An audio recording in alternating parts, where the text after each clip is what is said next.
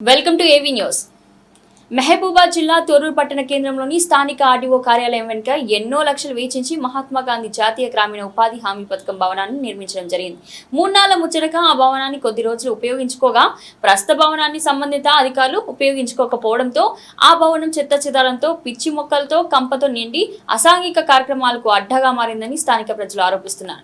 గత ప్రభుత్వాలు ఎన్నో లక్షలు వెచ్చించి నిర్మించిన మహాత్మా గాంధీ జాతీయ గ్రామీణ ఉపాధి హామీ భవనాన్ని ఇలా వృధాగా వదిలివేయడం అంటే ప్రజాధనాన్ని వృధా చేయడమే అవుతుందని ఇప్పటికైనా సంబంధిత అధికారులు వెంటనే స్పందించి అసాంఘిక కార్యక్రమాలకు అడ్డగా మారిన మహాత్మా గాంధీ జాతీయ ఉపాధి హామీ భవనాన్ని వినియోగంలోకి తీసుకువచ్చే విధంగా చర్యలు చేపట్టి ప్రజాధనాన్ని కాపాడాలని పలువురు స్థానిక ప్రజలు అధికారులను కోరుచున్నారు.